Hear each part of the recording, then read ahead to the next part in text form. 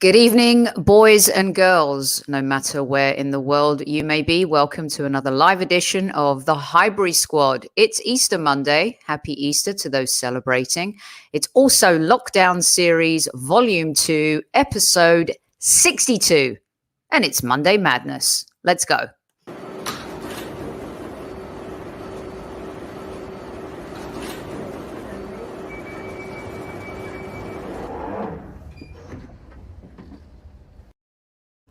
Indeed, welcome to another live edition of the Highbury Squad. Also, welcome to Monday Madness. We have our top 5 talking points today. How is everyone doing tonight? Hope everyone is well, no matter where in the world they might be. Flying solo tonight.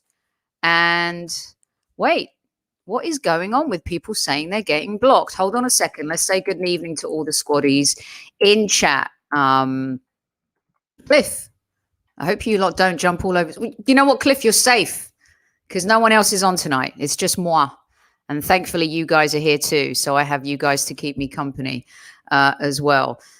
Archie, jumping right in off the bat before we've even said good morning. And listen, Big Ben's with me today. And he's going to chime 12 times right about now. And we're all going to grin and bear it. And it's a beautiful thing. It reminds me of being home in London. Finally, you guys get to see Big Ben. Take it away, Big Ben. More reliable, more consistent than Arsenal Football Club. Facts. Oi, oi, naughty boy. Ostiaman, hello. Thank you very much. Speaking the truth. I think we all speak our truth. It's just about whether or not we agree with each other is the thing. Why is everyone complaining they got blocked on Twitter? Have we been hacked? I'm not sure why. Naughty boy, tell me, were you naughty? Your screen name says it all. You sound like huge trouble to me. Who did you piss off? Must have been Amanda because I didn't block you. Let's get to the bottom of this though. Investigative work. Sounds like a project for Amesy and Newman. Oh, maybe FIFA boy Darren wants to get involved and find out why you were blocked. Let's see. What else do we have? Let's see who else we have. Good evening, Scriv. Yo, Amy. Good to see you. PG, you're not blocked on this show, but I think you may have blocked someone and getting a complaint about it. Let's go to our complaint box and find out what's going on in there. Naughty boy, I'm telling you, Newman, he might be more naughty than you, that's for sure. Good evening, Bernadette. Hello, Savage. Hello, Johnny boy. Archangel's already made his voice heard. Welcome to everybody. Hope you guys have had a great weekend. For some of you, it's been a long weekend. For some of us, it's been a long weekend without the extended Easter Friday and Easter Monday bank holidays, only because Arsenal have been the ones who have made our weekend seem a little bit longer. Right, Overlord of Procrastination is here. Let's see, Keith is here. We've got a lot of folks in the house. Matty K's here. BX Gunner's here. I love it. Someone said that they just... Vinny. Yes, Vinny's here. Trust me. Vinny's in the house. I'm sure you're going to hear from him at some point. Don't you worry about it. I'm going to get to that, Steve. We're going to talk about it all. We're going to talk about it all this evening. Hello, Mark. Welcome back. And Vinny will be on soon. Don't worry about that. Send that clock to Oba. He needs it. Fantastic. Could once again be the quote of the day. Right, let's get stuck into it, shall we? Tonight, here's what I've decided to do. Okay, here's what I've decided to do. Thank you for leaving the Same Old Arsenal podcast to come and say hello to us. We do love those boys as well. But I love that you love us so much that you ditched them and came over. We'll let our good friends Lee Judges, Harry and Dan know. Good stuff. Listen, hey Marlon, how you doing? Tonight's going to be a heart-to-heart, okay? It's not going to be like a letter from me. It's just going to be a honest conversation. Imagine this, you know that one of our taglines on the Highbury Squad is, it's just like being down the pub with your mates, right? So tonight I want to buy you guys a drink. And because it's Easter Monday and it just hit noon and you guys heard the clock go off here behind me, Big Ben, I'm going to have a half pint Hello, Lee. It's not a shandy though, and I'm going to have a sip. Thank you very much. And we're going to have a heart to heart. We're just going to have a chat about our football club. No drama, no yelling, no raised voices. We are just going to have a chat. Okay. And I want to start at the very beginning because I do have the top 5 talking points for Monday. Right. So hear me out on the first one, and then I'll get back to your comments. Try to hold the comments until you hear me out. How about that? Should we try and do that? It might be difficult, but we're going to try and do it anyway. I wanted to put this graphic up first. Very interesting. I wanted to share it with you guys to get your take as well. Because one of the things that is key in the heart to heart tonight is, have we moved forward since Arsene Wenger left the club? Have we progressed since Mr. Wenger left the club? And I'm sharing these stats, because it's important in the evolution of Arsenal. We don't have time to waste. We don't have time to, trust the process for too long. You know why? Because our problems have been 17 years in the making. And time is money. Time is victory. Time is winning. And time also sees you regress if you do not do the things you have to do as a business, as a club, as a corporation, as an entity. Because why? After a while, your stats around you, your results around you, but most importantly, your competitors around you build, grow, invest, replenish, rejuvenate, revitalize, reboot, go. And that's what's happened to us. Okay, is that we haven't moved on. So when you look at these numbers, 50 games, the proof is in the pudding. You could argue here that, yes, the stats show regression for years of management. We are in the same position. I said I wasn't going to get to your comments, but you guys are already flying in. Arteta, 50 games, Emery, 51, Wenger, 50. The only area where Arteta has improved this team is clean sheets. And that's a good thing. But is it really a good thing when you play Liverpool or you go to Manchester City and you know you're the inferior team, and when you see teams like Wolves or Sheffield United last season, or even Everton and other teams, play these teams and go at them, have a go. Leicester City this season dismantled Manchester City. Aston Villa just went and played against Liverpool, proper football game, dismantled them. Excuse me. We don't do that anymore. We don't take those risks, right? We don't take those chances like we used to. Because I'd rather lose 4-3 to City and play a game and have a go and be engaged and fight and grind and play football than lose 1-0 and not show up. Now, this isn't a stat for me to put up as a damning verdict on Arteta. This is my heart to heart with you to talk about how 17 years in the making in the Premier League. Forget the cups, because we're still an FA, we're still a cup team, and that will be one of my points, and I'll get to that. 17 years in the making in the Premier League has resulted in this. This is where we're at now. And my initial question was, have we gone forward since Wenger left? And you could argue that looking at these stats, the answer is no. But with that said, I also don't make this a case to back Arsene Wenger.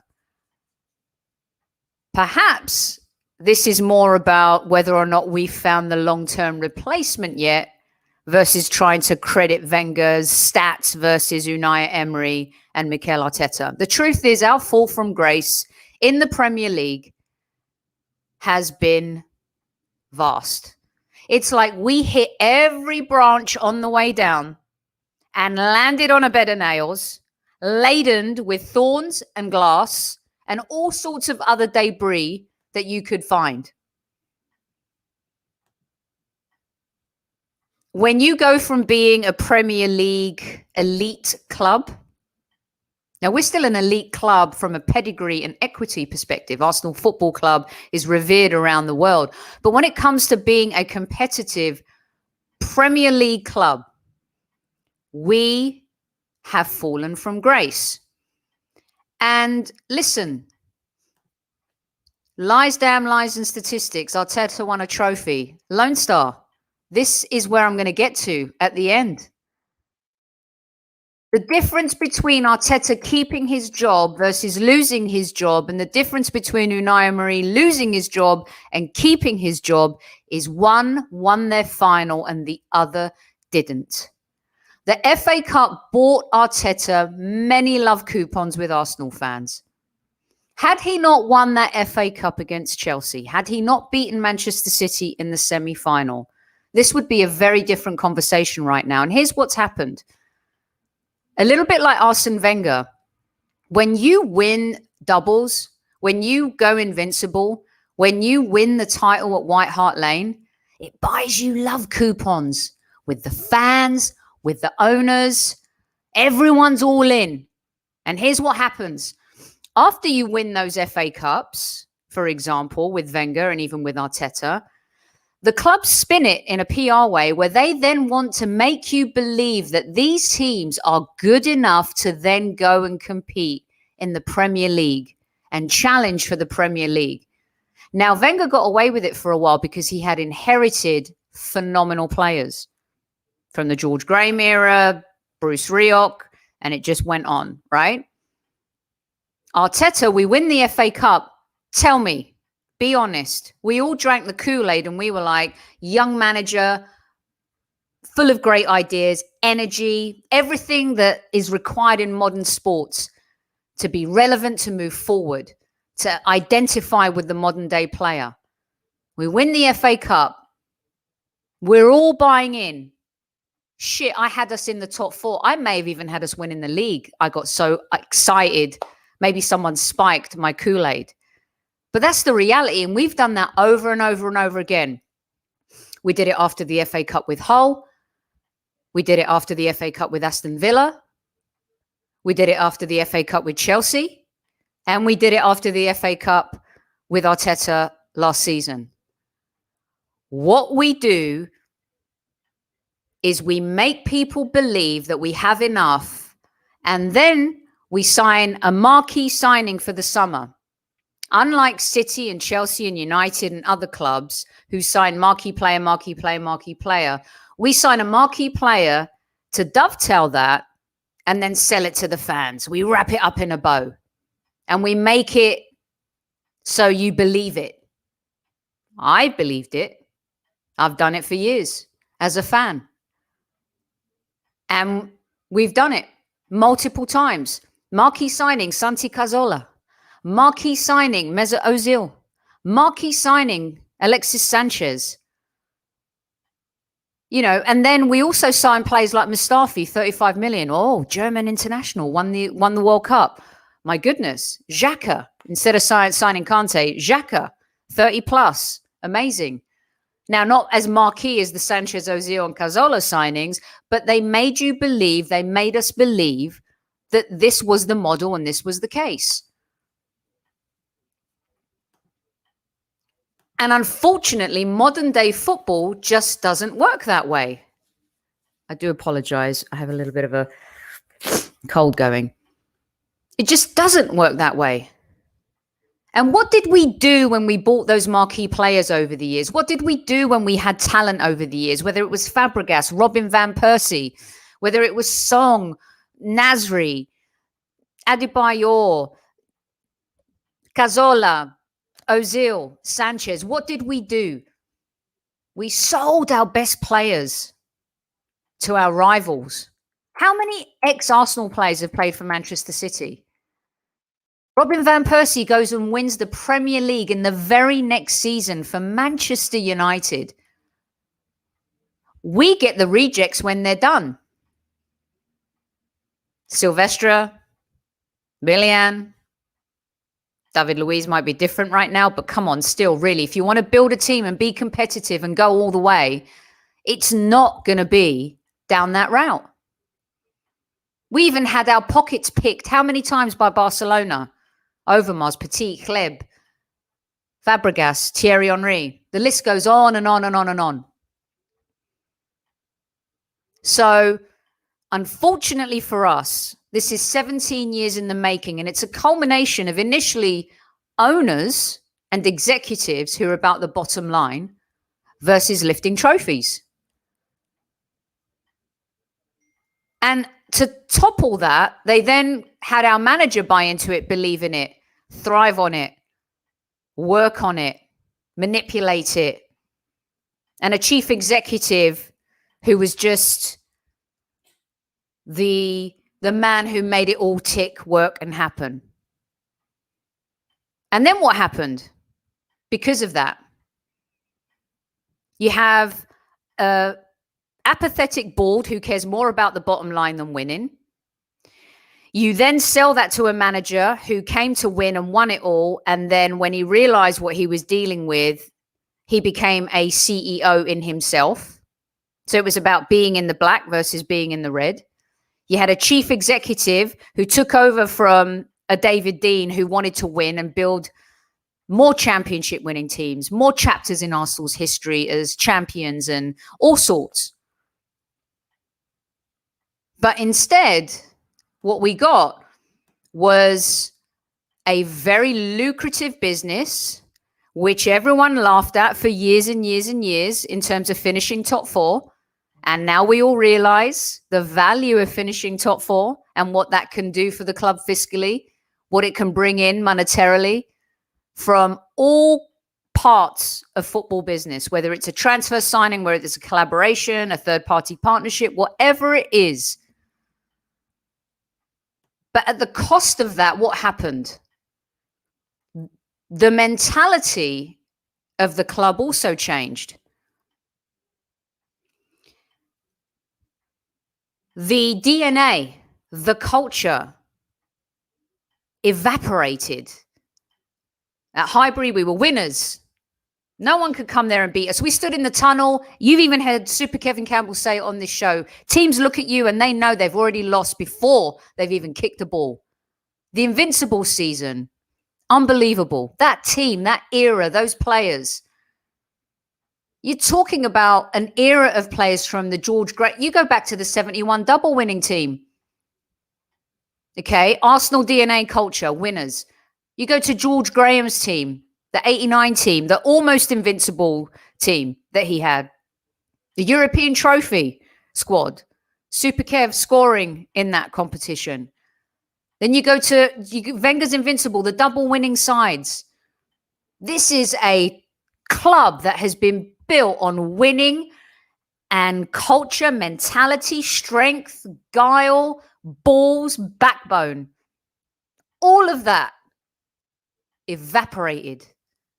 And for 17 years, okay, we have not been competitive enough to win the league. We almost did it twice in those 17 years. You guys know the seasons I'm talking about. The worst one for me was the year Leicester won.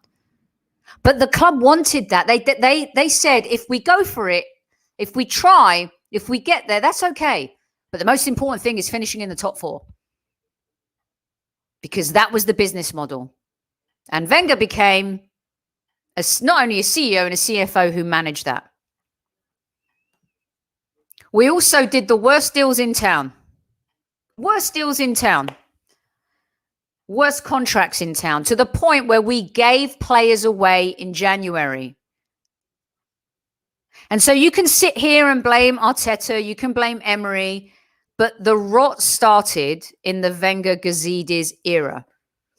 Especially when Wenger knew that he was now managing a club that was about fiscal responsibility versus winning. And then what happens? You start believing in trying to fit those square pegs in round holes. Win an FA. We could do this with this team. I can do this with this team. The ego then grows. It gets bigger and bigger and bigger.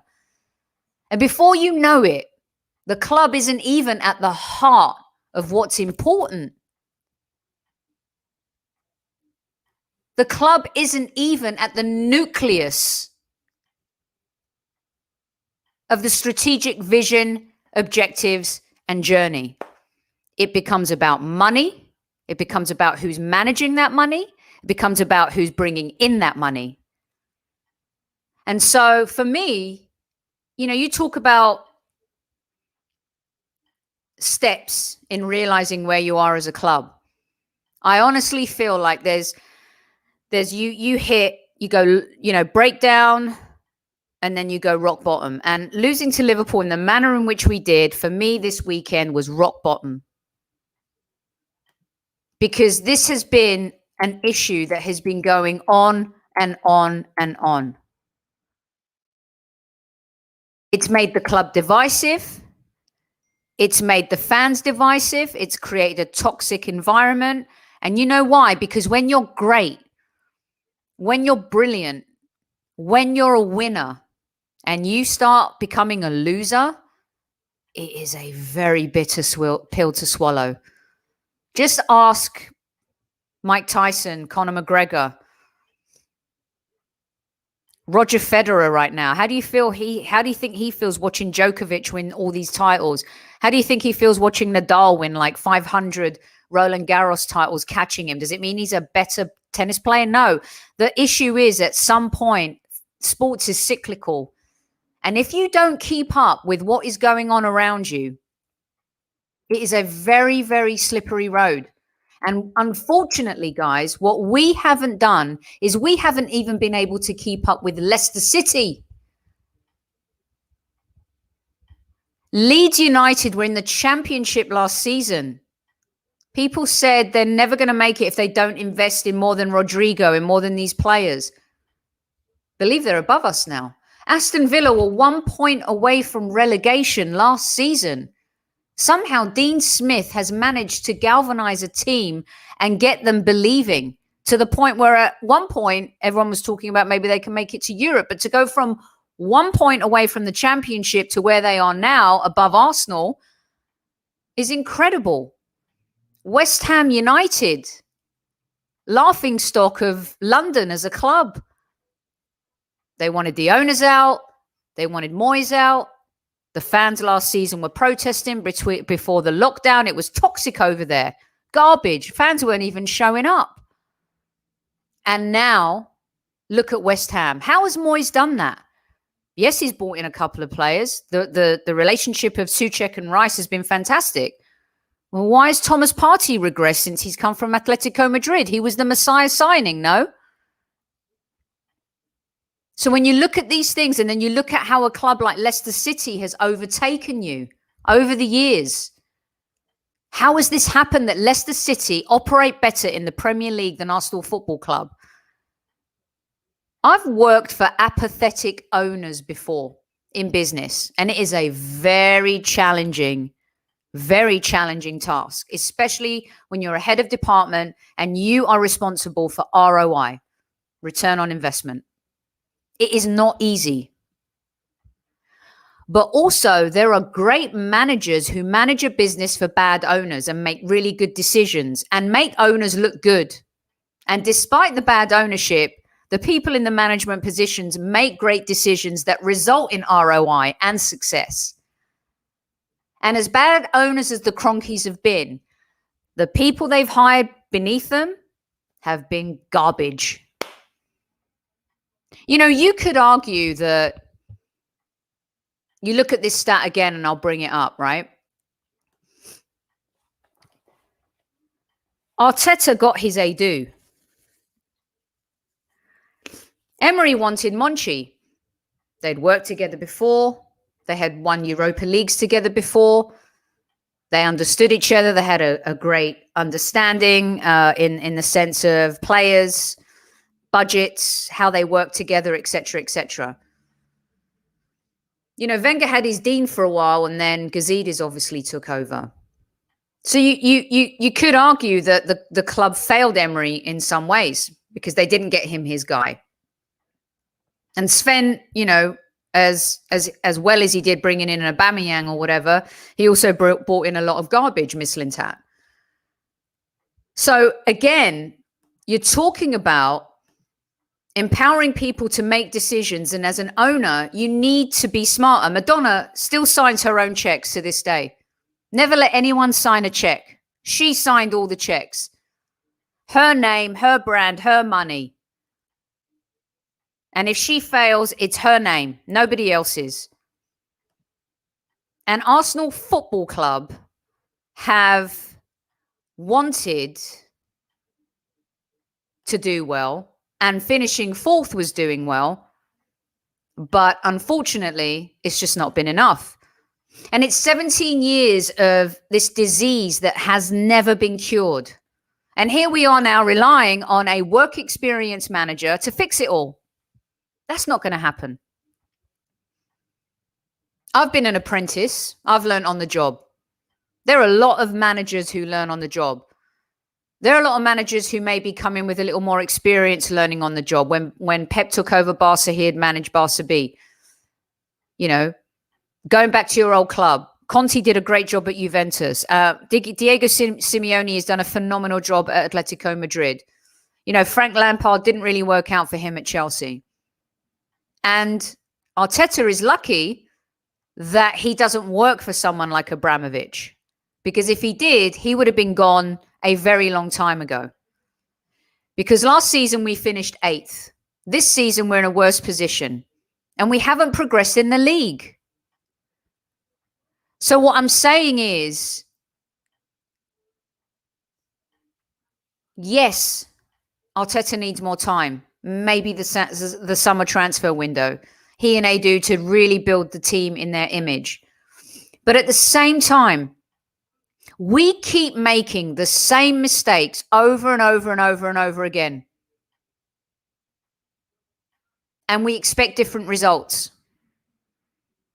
And now they're the most stupid rumors flying around about Arteta may have to sell Saka. Come on, stop. No one's selling the jewel in the crown. They'll sell the whole team before they sell Saka. They'll fire Arteta before they sell Saka if they had any sense. But how can you trust them? So when we talk about trust the process, who are we actually trusting? Are we trusting Arteta? Because he cares. There's no doubt in my mind that he cares. He wants to win. He wants to prove himself as a manager, but he also wants to do really well for Arsenal. So when we say trust the process, there's a whole other cake mix that comes into that. You want to put the butter in. You want to put a little lard in there. You want to put some whipped cream.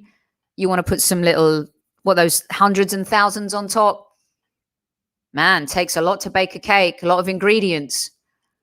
And so for us right now, we're trying to bake a cake that doesn't even have all of the ingredients. And unfortunately, we've been trying to bake this same goddamn cake for how many years?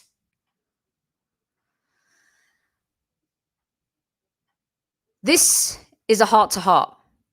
This was my first point, and it's 30 minutes in. But the truth is, it's so important. Because when you talk about Arsenal Football Club and you go back, okay, and you look at the times that Wenger gave us, majestic, absolutely majestic. When he arrived, everyone was like, who is this guy? What does he know about football? Some people think the same about Arteta. Who's to say Arteta can't do what he did? But he inherited men. Wenger inherited strong players who were able to deliver the double. And we were also shrewder, smarter, found gems like Vieira, Petit, got players like Pires, Overmars, Lundberg, had gems already there like Parler, Adams, Dixon. and this legend. And he cared. He was passionate. He loved the club. You could see it. He bled red. It mattered to him. It all mattered to him. And even in the end, he couldn't control it. And this has been a blessing and a curse.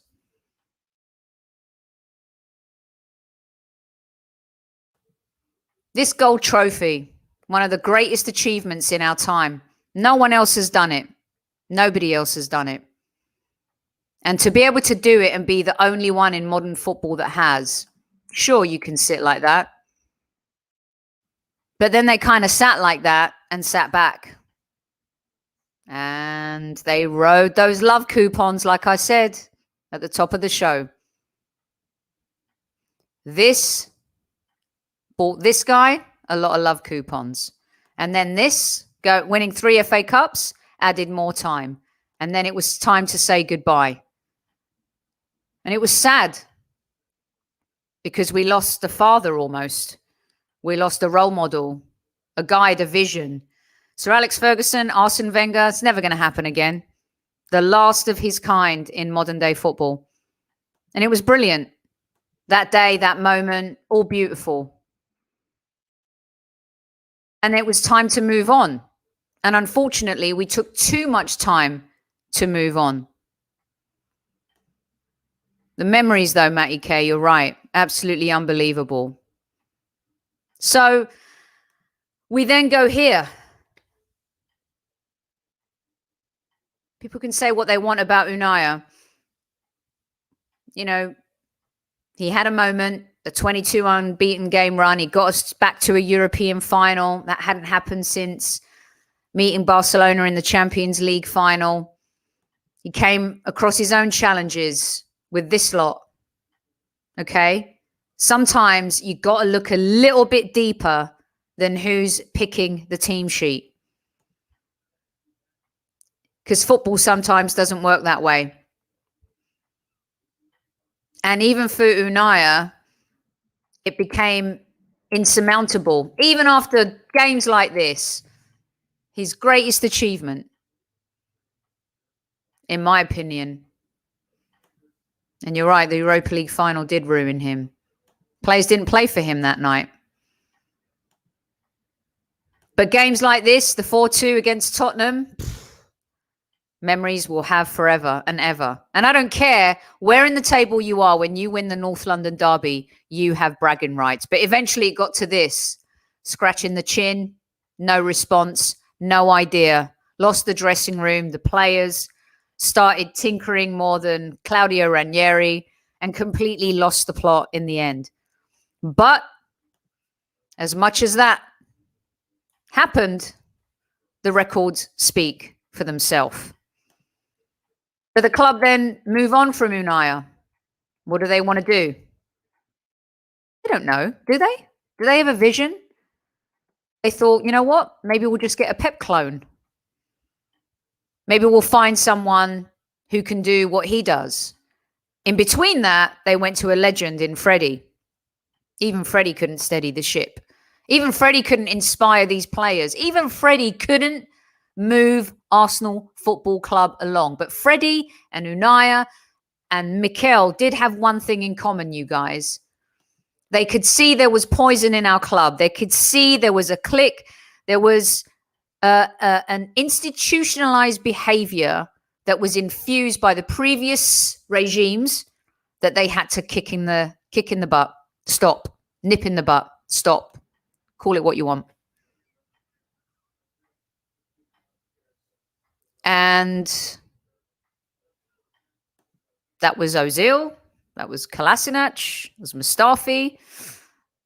You know, in the end, Sokratis, we hoped would be a better player. But the club brought in a guy that we cheered for, that we revered, that we liked. He was a good captain. He was a nice player. Not a legend, though. He gets more passes than previous legends sometimes.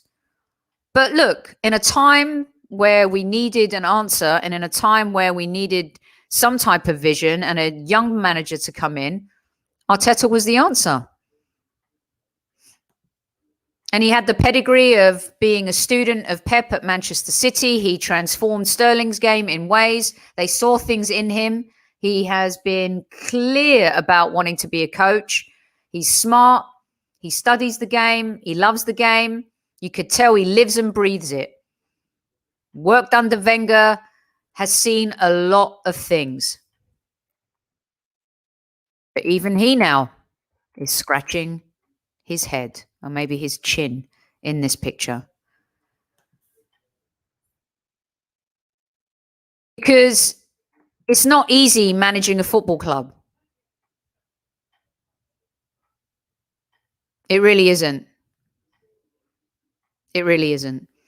I don't have corona. I just have a soft cold. I'm sorry if I'm sniffly this evening. But that's my first point, and it's pretty much taken the whole show. And I'm wondering if I'm even going to get to the other points. But I want to know what you think. Because this isn't new. You know? This isn't something that has just happened at Arsenal Football Club. And you know what? For Arteta, where's this guy? Where's his Wakanda gone? Where the bloody hell is Aubameyang? Let's be honest, you guys. Where is this guy? Where's he gone? He's disappeared. It's alarming that you can be a savior of a club and have 2 seasons of being a pure genius. And then this season, I know your mum wasn't well for a while, but you weren't great before that. And I'm sorry, you're captain of Arsenal Football Club. This is a very important role and a job. And he has gone missing. To the point where Arteta is now reliant on this kid. And the other kid on the right. And he should be relying on the kid on the left as well now. This is the future of Arsenal Football Club. These three. You don't build a team around someone who's going to be 32 in June. You just don't. Once again, Arsenal Football Club making bad decisions. It's time to show your cojones, archidia, as we say in Greek, your balls, Mr. Arteta. There's nothing left to lose in the Premier League.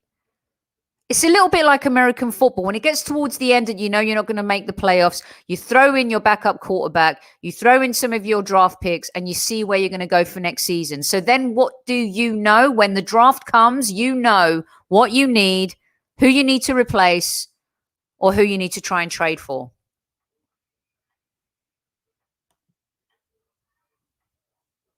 And until he starts taking some risks, and we will back him in these risks, we will back him building a team around these two guys. We will back him seeing these guys play together. And we will back him making this guy captain. When we haven't backed him, for those who don't back Arteta, it's because he keeps making the same mistakes over and over again. Players that you can't rely on anymore. Players who have let you down. If he played Aziz instead of Ceballos for the rest of the season in the Premier League, if Xhaka isn't available, I wouldn't be mad at that.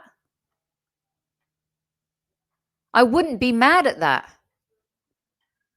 No, you're right back. What are you doing? Chambers, Bellerin, Cedric. Who is your right back? Do you remember at the beginning of the season, Manchester City, everyone were laughing.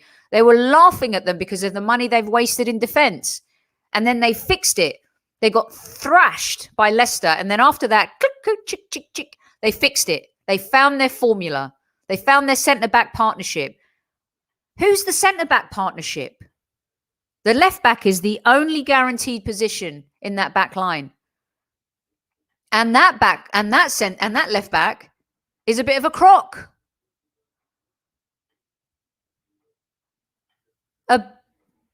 Injured again, which is why we need to go out and buy another left-back. The midfield is self-explanatory. It's always going to be Partey and Xhaka. But these other positions, Chambers, come on, you guys, please. I know Chambers is a lovely fella. I've met him out here on the arse. He's a lovely guy. But please don't tell me that we're going to improve as a club in the Premier League and be competitive again with Chambers in the team, with El Neni in the team. You keep playing Bellerin when he's awful. The same thing over and over again. Stop the madness, please. I don't think Chambers starts for any team in the top 10 right now. I don't think El Neni does. Why are they good enough to play for the Arsenal? You know what? They're not. Fans know they're not. And we still try and support them. But we need to be ruthless, everybody. We need to be ruthless. It's not good enough. And I think clearing out those players in January was step one. Right? And we've been better since January. But the league starts in August. Be prepared. Have your team ready. Know your squad. He trusted too many bad players for a long time.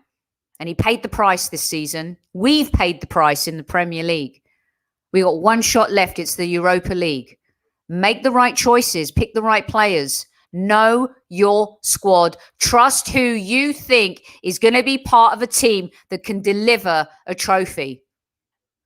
And you know what? He doesn't know it yet because he doesn't trust them. 12 losses in the Premier League. 12, everybody. That is a poor statistic for Arsenal Football Club. We've regressed. We're getting worse. The facts speak for themselves. It's not getting any better. And until we clear out and we're brave enough to say, you know what? Maybe Aubameyang was a bad deal. Maybe we just sell him. Lacazette, we can make 25 million. You got to go. Pepe, 72 million. You know what? I'm going to eat 50 and I'm going to sell you for 20. I'm being serious, you guys. How long does Pepe need to actually make a mark in this team? Because you know what? Odegaard's made a mark already. Didn't take him long, did it? 2-3 months? ESR made a mark in this team when he was given his chance. Saka made a mark in this team. Tierney made a mark in this team. You have to be ruthless. And we're afraid to be ruthless sometimes. Completely afraid. Good evening to everyone who's in chat. 200 plus of you. I'm going to try and get to some of your comments now. Do you want to know what some of my other subjects were? Maybe no. I'll save them for another show. But there is until someone. I wish I was Kroenke's daughter. I mean, maybe I should just pretend I'm his illegitimate daughter. I wish that we had someone in the ownership that wanted to take Arsenal on as a project, you know, that really wanted to give like Arsenal a go and say, you know what, I can build this team, Dad. I can build a championship team, Dad. You know, we could be great, Dad. But when you're building a spaceship down here in Los Angeles that costs you $7 billion, it's a little bit tough to do.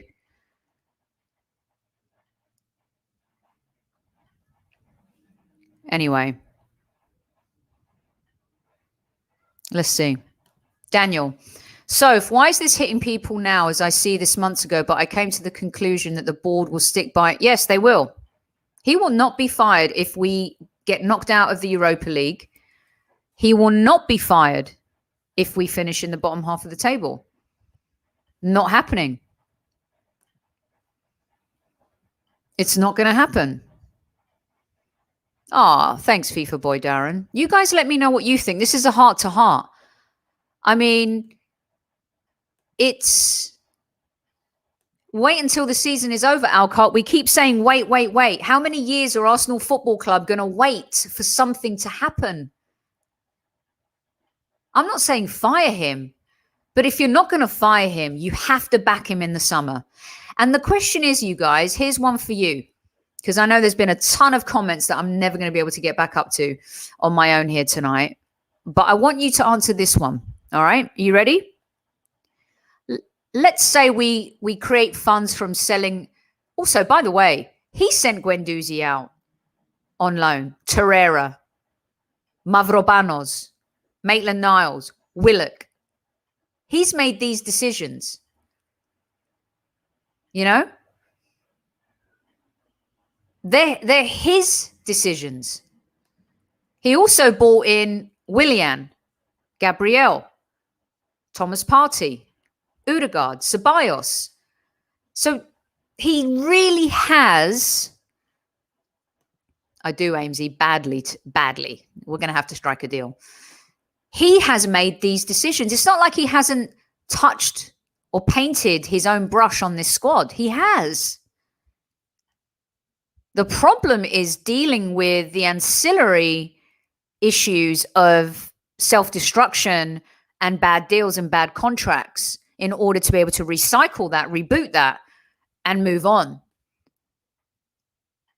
That's been the biggest problem. So my question for you is, and yeah, he's also played them, and he's played some of them when he shouldn't, John. You're 100% correct.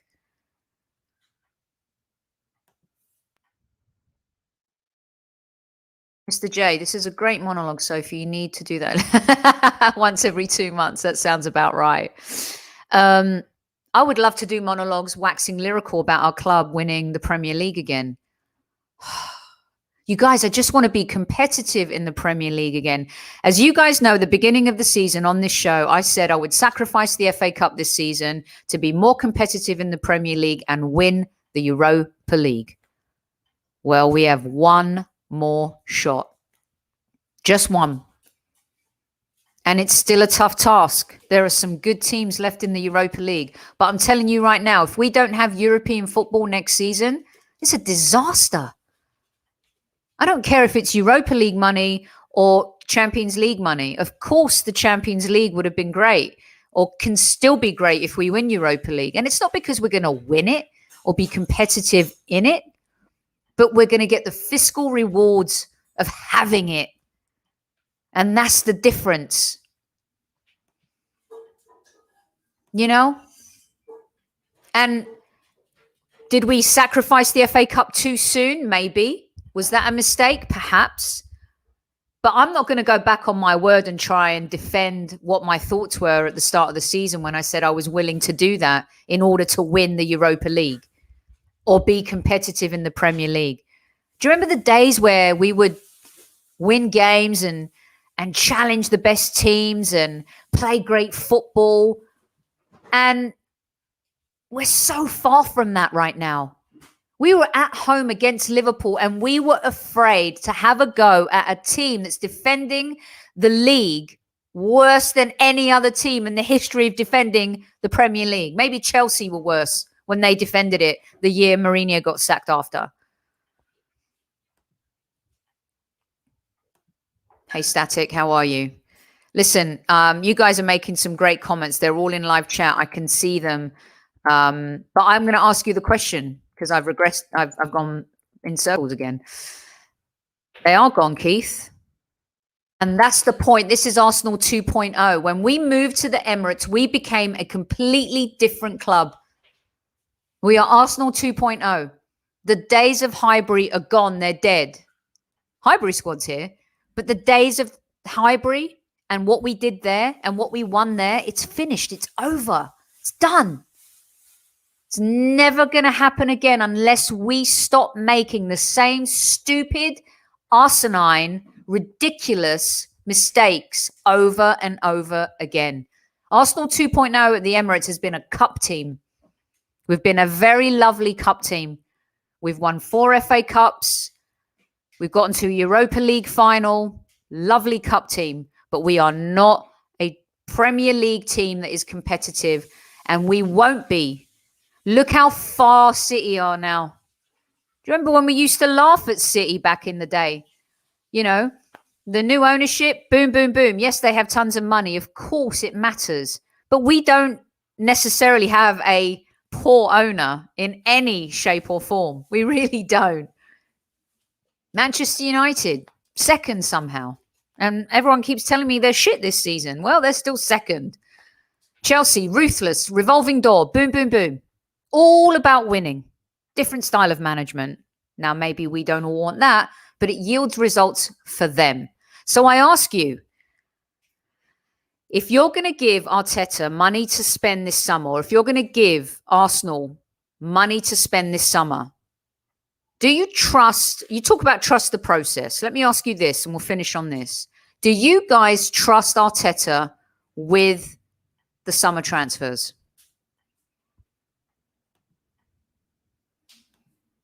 Do you trust Arteta? I'm not saying fire him, but I'm saying, do you give him as much as you want, or do you wait a little bit? If you wait, then really you're setting him up to fail, aren't you? You're not backing him the way you should. And that's not fair on Arteta. And I think GK brings up a good point. Do you trust they do? Because I think a lot of fans trust Arteta over they do. And I agree, sacking the manager is not the solution at this point. He's got to be given the turn. He definitely has. But, and I've said, you guys know, November comes, we're in the same position, gone, out. Don't even wait for the Christmas fixtures. You know why? Because you go into Christmas in December in trouble, there's a whole lot of trouble around the corner as well. And you're going to go into battle next season with players like Aubameyang needs, I would like 5 minutes with Aubameyang. I really would. In a nice way. What has happened to him? I brought it up before. Insane. There's no's. There's sways. There's 100%. There's a no here.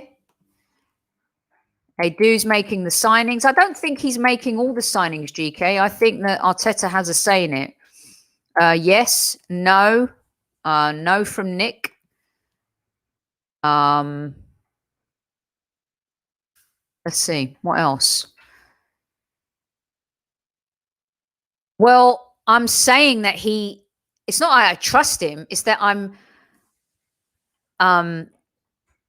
Amika. There you go. It's not that I trust him. It's that I have no choice but to have hope because he's going to be the guy. So he doesn't know his back four, but that doesn't mean how can I trust him in the transfer window? The reality is he's going to be the guy in the transfer window. I'm asking you guys if you trust him. And that's a great point because if he doesn't know his back four, how can we trust him to bring in other players? You know? It's a very tricky situation.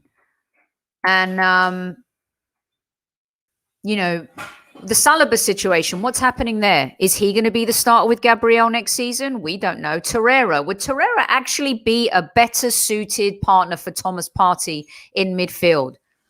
Xhaka looks like he might be interested in going back to Germany. Yet in the Liverpool game, a lot of us were talking about, my goodness, no Xhaka, no something rhyme with Xhaka. I can't think of it right now. But no Xhaka, no defense of the back line and no protection for Thomas Partey. It was a disaster. And we all know that we want Xhaka replaced because we want better. We want more talent. Exactly what I've been saying. So it's a really tricky situation. He's got to build this team in his image. There's no doubt. But do you trust him to go out and spend and find the creative midfielder? Like we're going to sign Odegaard potentially because Real Madrid need the money. But you guys, do you trust him to make the decision between an Aouar or a Fekir? And also the clout. There's a very big pool of Arsenal Football Club. But is there a big pool to play for Arteta? What players are screaming to come to Arsenal to want to play for Arteta?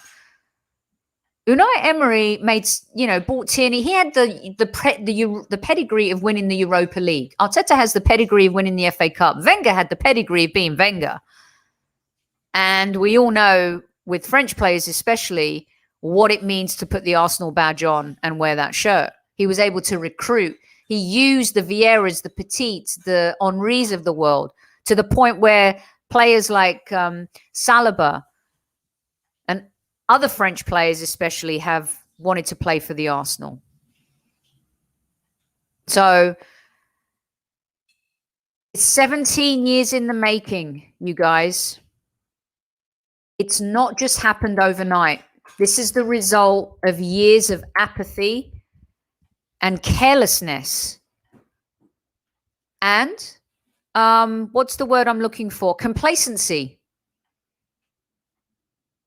And what's happened in that time? You got teams like Wolves and Villa and Leeds and Everton and Leicester and Tottenham who have somehow creeped past us just like that.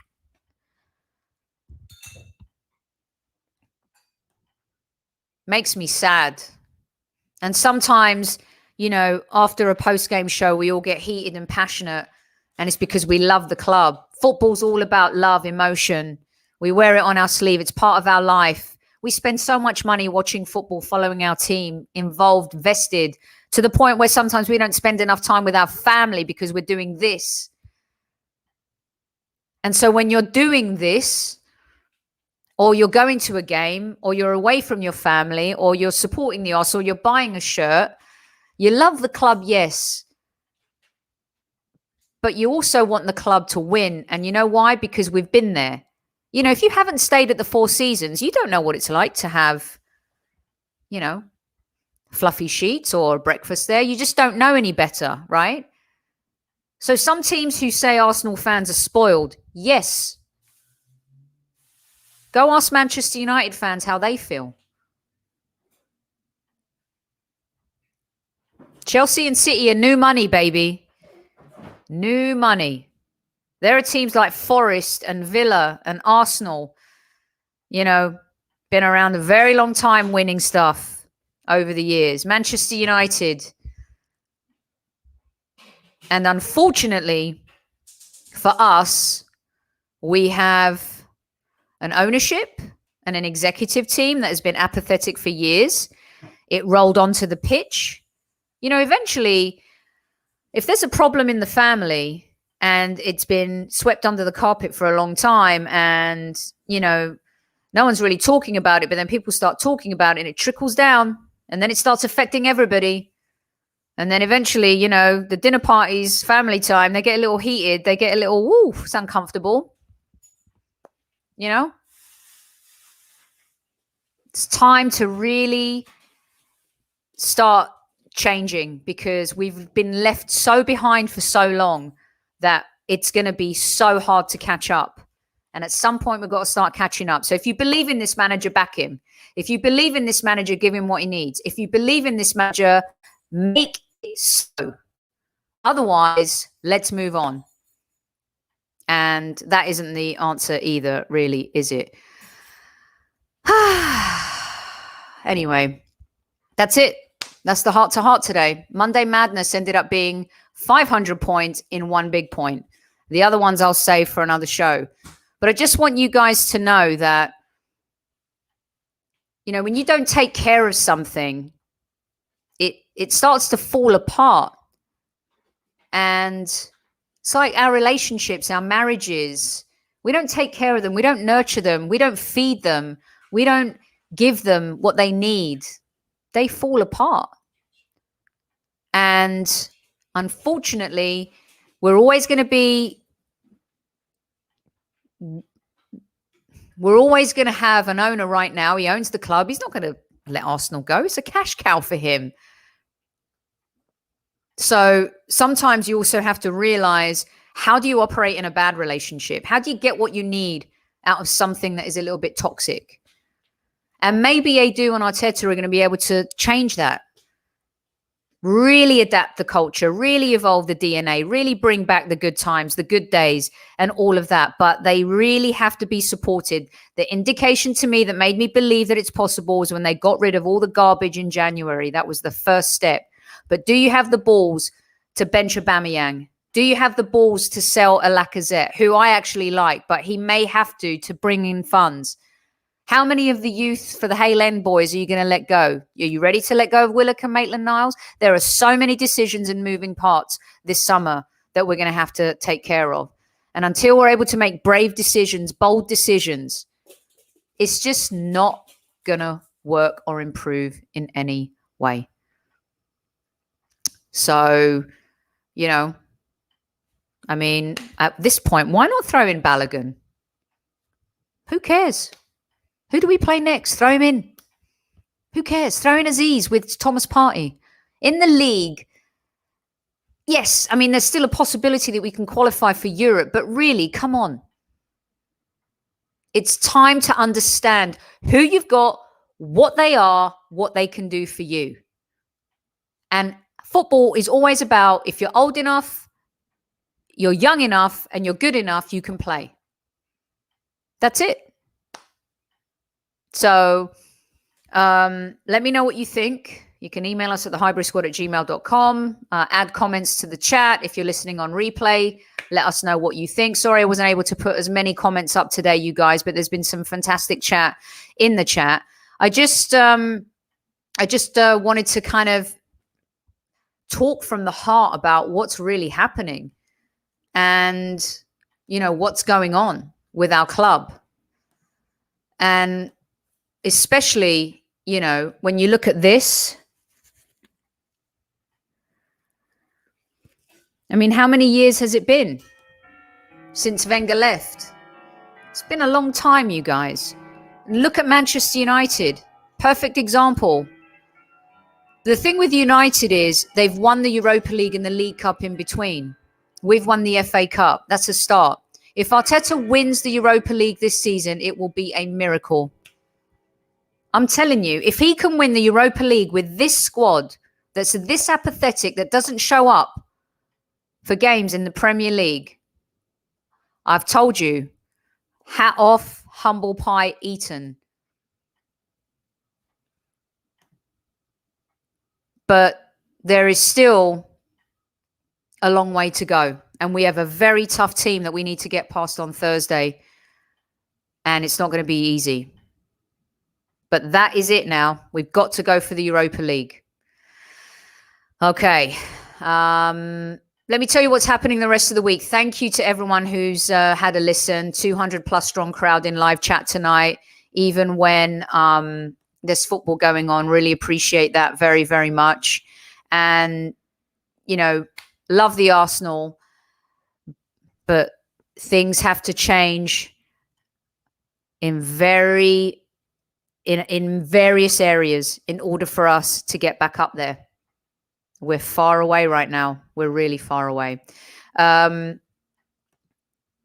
night, Kevin says, Super Kevin Campbell returns. He's covering La Liga tonight, busy working on Spanish football. But Super Kev returns. I've already seen his questions for tomorrow. You guys are going to love it. So he's got some great topics for you lined up. Wednesday is Wednesday Women, the start of a new series where we feature women in football in our Wednesday Women show. And Lindsay Hooper is our first guest, so you won't want to miss that.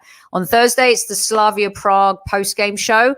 And then on Friday, we have a trip down memory lane with an Arsenal fan favorite, Mr. Lee Judges. I'll let you know later on in the week which games we will be covering. So that's on Friday with Lee. Tomorrow night's show with Kevin is at 9, a little later than advertised. I'm also going to pop in and say hello to the Bergkamp Wonderland fellas tomorrow. So make sure that you tune in over there. And of course, always check in on all the other great Arsenal podcasts that are out and available on YouTube. We are one community. We love our club. And all we want is for our team to do well.